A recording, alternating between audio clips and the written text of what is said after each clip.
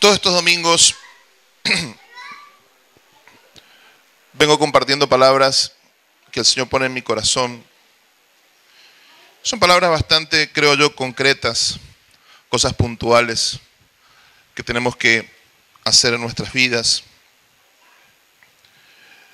Empezamos el año hablando de la necesidad de enfocarnos en el temor del Señor. La importancia que tiene el temor de Dios como la base de todo lo demás. Después compartí acerca de la importancia de desarrollar equilibrio en nuestras vidas. La importancia de no irnos a los extremos, sino buscar un equilibrio. Y lo difícil que esto es a veces. También hablamos de la necesidad de hacer las cosas en el tiempo oportuno. Que hay un momento para cada cosa de la vida y que si no lo hacemos, después cuando decidimos hacer, tenemos menos fuerzas, las oportunidades no son las mismas, porque descuidamos el momento oportuno. Y hablamos de la importancia, la prioridad que tiene para nosotros como discípulos del Señor, el hacer otros discípulos. Rescatar gente de la muerte. Hablamos de esta prioridad, esta urgencia que tiene que haber en nuestras vidas, más allá del ministerio que tengamos, más allá de la profesión que tengamos, más allá de aquello que ocupamos nuestra vida, que tengamos una prioridad de rescatar personas que no le conocen al Señor y que están atadas, están cautivas. Hoy yo quería hablar de un tema que está muy ligado a todas estas cosas. Yo nunca sé lo que van a cantar los chicos, nunca tengo esas cosas, dejamos que el Señor guíe a cada uno. Hay un aspecto de esta relación de la paternidad de Dios que es muy importante tener en cuenta. Recién estábamos cantando de los hijos al Padre. Y Fernanda nos decía, bueno, aquel que es hijo, adora a Dios, eleve su voz, exalta al Señor. Y hay varios aspectos de esta relación, que es una relación muy preciosa. La imagen de Dios como Padre es la imagen más fuerte que Jesús vino a presentarnos. Lo que más Jesús habla es el Padre, el Padre, el Padre. De una forma reiterativa, permanente. Dios tiene muchos nombres. Dios tiene muchos nombres. Pero Jesús eligió este nombre, Padre, Padre. Entonces para nosotros es muy importante este concepto. ¿Y qué significa ser hijos?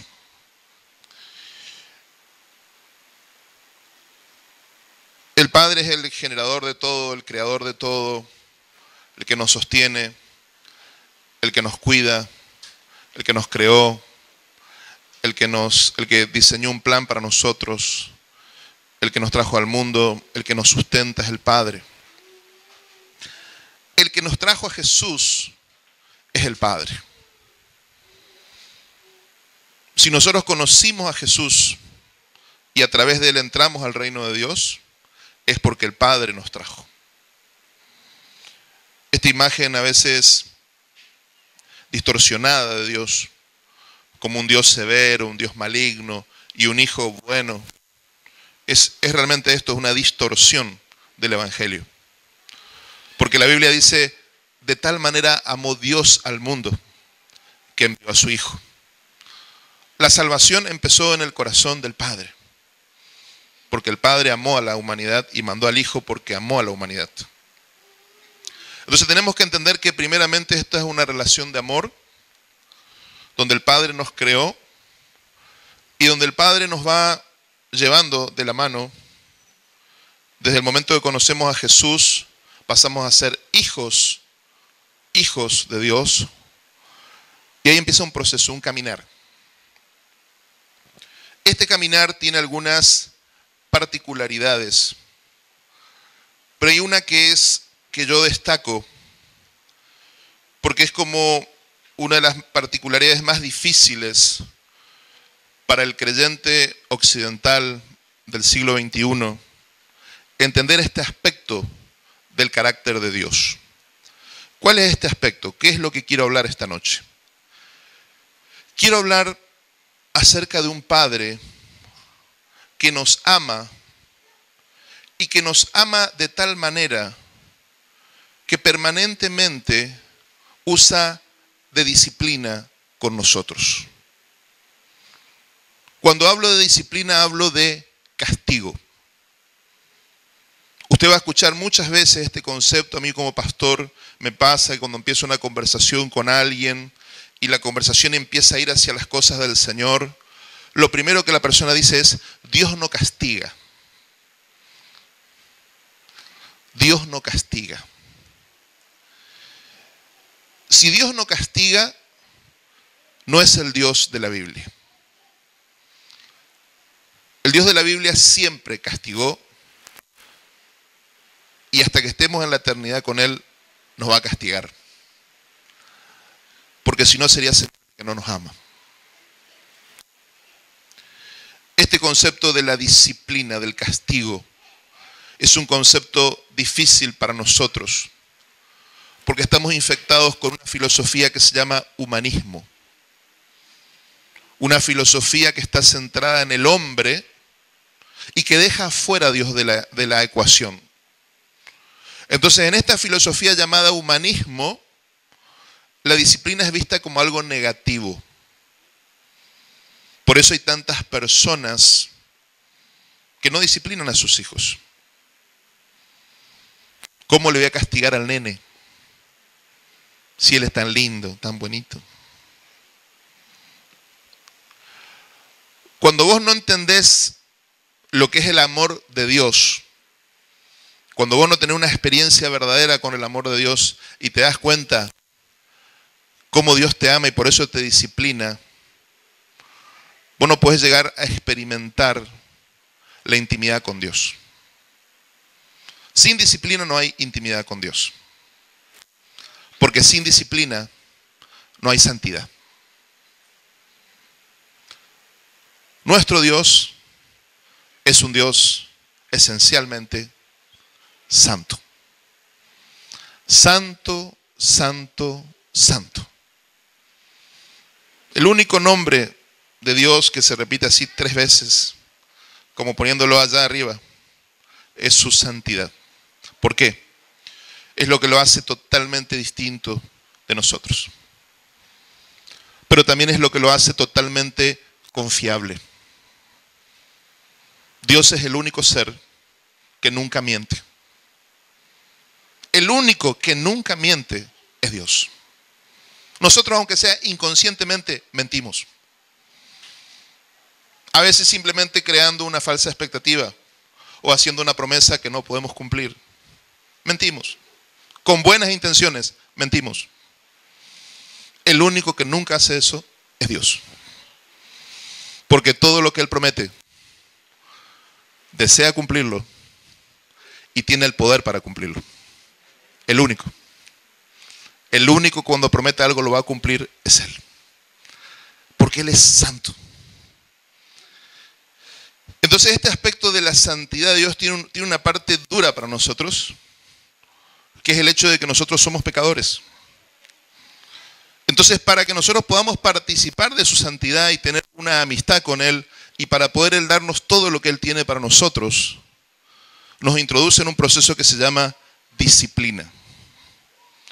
El hombre, uno de los que más desarrolla este tema de una forma concreta y contundente, Es un autor anónimo en la Biblia, el único anónimo quizás, el autor de la epístola a los Hebreos.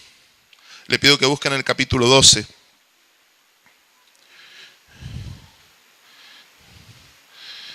Hebreos capítulo 12. Búsquelo usted ahí y va a ver cómo ahí está desarrollado el tema.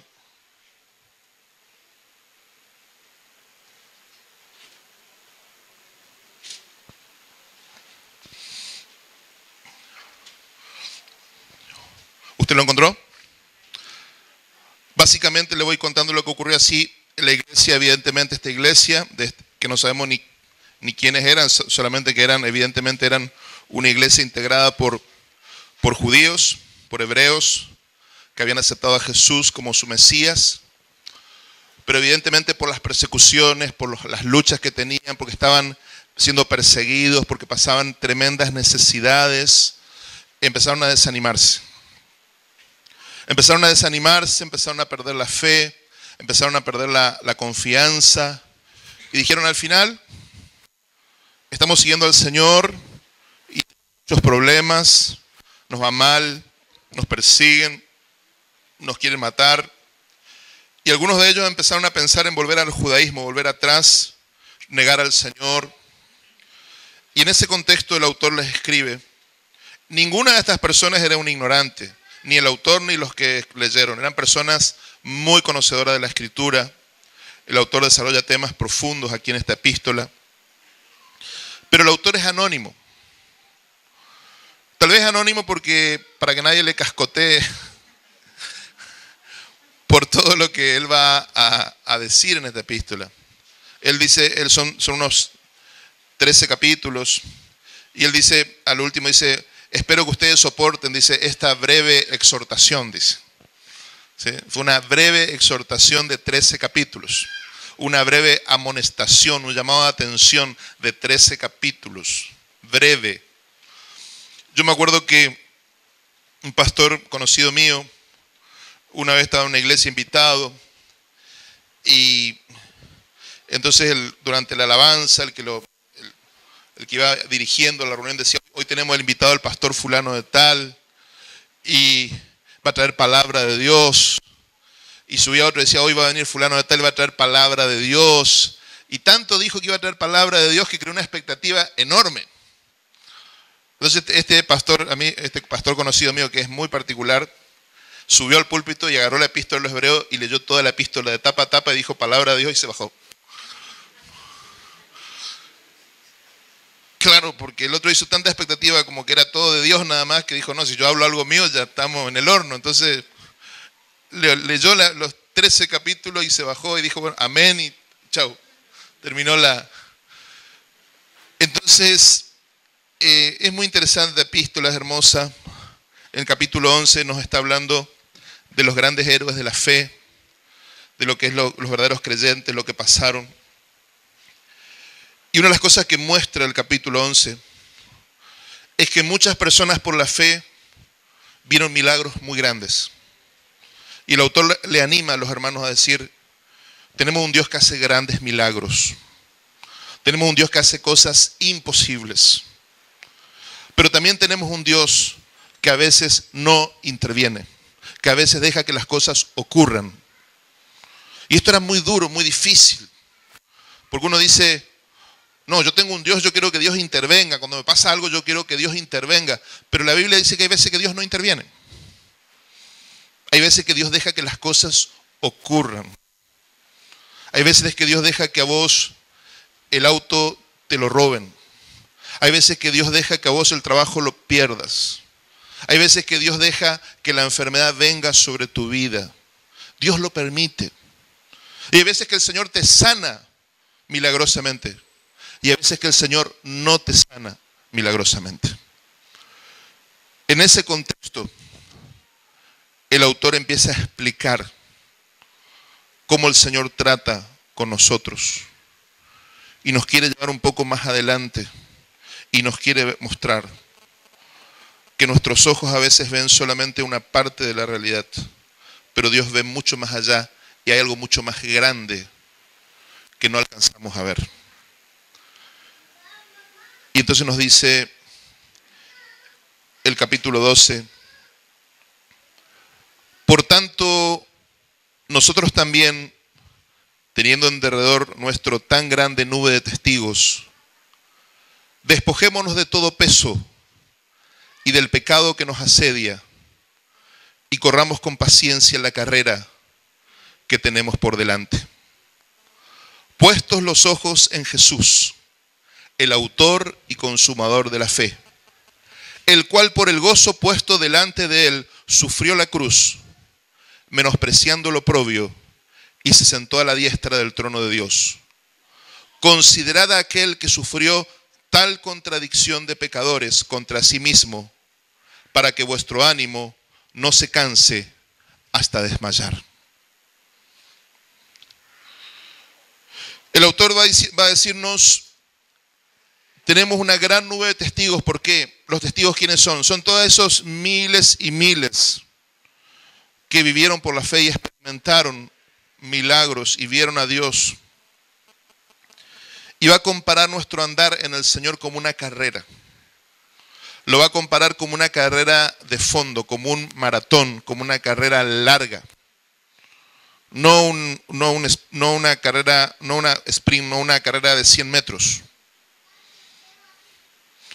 Él va a decir, nuestra vida es como una carrera de fondo, una carrera de 40 kilómetros, 42 kilómetros, maratón.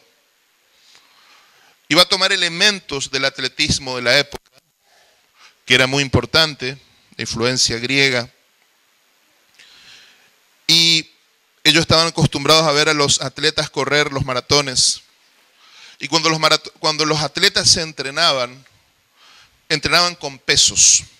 Tenían cargas, usaban pesos sobre su cuerpo para que al sacarle el peso, el atleta pueda correr más liviano, más ligero. Pero cuando entrenaba con peso. Entonces ellos corrían con ese peso, con esos pesos sobre su cuerpo, que no sabemos exactamente cómo eran, pero, o por lo menos yo no sé, pero el tema es que ellos corrían y el entrenador iba estimulándolos a correr con esos pesos y se entrenaba así. Y el día de la carrera, le sacaban todos esos pesos. Y él tenía que correr y él se sentía muy liviano porque no tenía más el peso extra encima. Y lo que el Señor nos dice es que nosotros para correr esta carrera tenemos que despojarnos de esos pesos. Todos nosotros traemos cosas de nuestra vida vieja, mochilas, pesos, que nosotros tenemos que dejarlos si queremos correr esta carrera.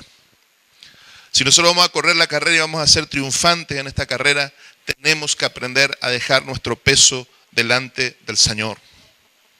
Amén. Hermanos, hay cosas que nos pesan. La culpa. La culpa es un peso terrible. Vivir con culpa. Vivir con mala conciencia, con un sentimiento de fracaso. Vivir en el pasado. Vivir en los errores que cometí antes. Vivir en las consecuencias de mis errores. Son pesos que no nos permiten caminar esta senda nueva que el Señor quiere que caminemos. Si nosotros no aprendemos a dejar ese peso, no vamos a poder correr esta carrera, no vamos a cansar, porque estamos llevando un peso que el Señor ya no quiere que llevemos. Hay cosas que no tienen solución, hay cosas que están atrás, que tenemos que entregarlas. Ya fue, ya pasó, ya está, ya fue, no podemos volver atrás. Pero tenemos que aprender a entregarlas al Señor. No hay nadie en este mundo que no se haya equivocado. Nadie. Ni la persona más recta, más derecha, todos hemos hecho cosas de las cuales nos arrepentimos. Todos. Por eso es importante que entendamos lo que es la gracia de Dios y lo que es el hecho de que somos nuevas criaturas. El Señor quiere una nueva relación con nosotros, pero necesita que nosotros nos perdonemos. Cristo ya te perdonó. El Padre ya te perdonó. El tema es que vos puedas perdonarte. Porque a veces no podés recibir la gracia de Dios porque vos no te perdonás. Vos no te perdonás y pensás que Dios te está acusando permanentemente. Sentís como una culpa, un remordimiento. Y el Señor ya te perdonó. Sos vos el que tenés que sacar ese peso. Sos vos el que tenés que decir, Señor, yo esto creo en tu palabra, lo dejo a los pies de la cruz en esta noche. Me saco este peso ya, de ahora es para adelante. No puedo vivir en el pasado, ya no puedo solucionar nada. Voy a mirar para adelante la carrera que tengo que correr. Dice, puesto los ojos en Jesús. Tenemos que correr mirando a Jesús. Pero tenemos que deshacernos del peso y tenemos que deshacernos ¿de qué? Del pecado. El pecado que nos asedia, dice, como que nos persigue, como que nos rodea. Y tenemos que correr la carrera. Y tenemos que considerar a Jesús, como Jesús corrió la carrera, para nosotros poder correrla. Dice que Jesús corrió la carrera por el gozo puesto delante de él. En otras palabras, lo que está diciendo es, Jesús soportó lo que soportó porque estaba mirando lo que le esperaba, la recompensa que le esperaba. Por eso pudo menospreciar la cruz, menospreciar el sufrimiento. Pasó lo que pasó porque estaba mirando lo que venía después, la gloria que iba a experimentar, la comunión con el Padre. Iba a recibir todo lo que Dios le había prometido, pero tenía que pasar por ese valle de lágrimas, tenía que pasar por las pruebas, tenía que pasar por la cruz, tenía que pasar por todo lo que pasó. Y dice que ese fue el secreto de Cristo y ese tiene que ser nuestro secreto. Si vos vivís enfocado en las cosas de la tierra solamente, no vas a poder pasar las pruebas. Porque cuando venga una prueba, cuando venga una disciplina, cuando venga una situación difícil, te vas a caer. Pero si vos estás mirando a Cristo, si tu búsqueda en la vida es identificarte con Cristo y conocer a Cristo y amar a Cristo, cualquier situación es llevadera. Porque cuando nosotros estamos sufriendo, es cuando el Señor más cerca está de nosotros. Pero si vos no miras al Señor, vos no te vas a percatar de esto. Si vos sos una persona que está enfocada en otra cosa que no sea Jesús, cuando pases el momento más difícil de tu vida, el Señor va a estar a tu lado y no te vas a dar cuenta. Porque no tenés sensibilidad, no desarrollaste la capacidad de percibir al Señor. Te lo voy a hacer fácil. Usted se habrá dado cuenta que usted sale a la mañana al patio, a su casa, a la vereda, y no escucha del cielo que Dios esté gritando. ¿A usted le pasa esto? De salir y que Dios le grita a usted algo, hola, buen día, una cosa así. ¿Usted se da cuenta que no? Bien. Dios generalmente no grita. Es muy excepcional en la historia el momento cuando Dios actúa de esta forma, audiblemente.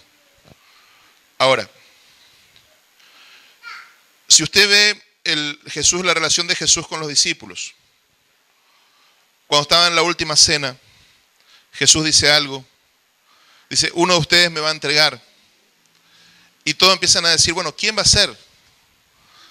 Y todos empiezan, bueno, al de al lado, che, decirle, preguntar a ver quién va a ser, que le pregunten al Señor, ¿quién va a ser? ¿Quién te va a entregar, Señor? Hasta que llegan a Juan. Y Juan le dicen a Juan, pregúntale, ¿quién va a ser? ¿Por qué? Porque dice que Juan era el que se recostaba en el pecho del Señor. Juan era tan cercano a Jesús, era tan amigo de Jesús, que cuando estaban sentados Jesús ustedes saben que en esa época se sentaban así de costado, no como ahora, no había sillas como ahora, era como un almohadoncito, te apoyabas ahí, te sentabas de costado, y vos te apoyabas y quedabas del lado de alguien, Y Juan era el que quedaba más cerca de Jesús. Entonces era el que fácilmente escuchaba lo que Jesús hablaba. En otras palabras, la razón por la que Jesús no grita, Dios no grita, es porque está buscando que vos te acerques. Él te quiere tener cerca. Si Él podría gritar y todos escuchan. Él no quiere hacer esto. Él quiere que busques la cercanía, la intimidad, Él te quiere cerca, Él disfruta de tu compañía. Por eso cuando vos estás cerca, es fácil escuchar.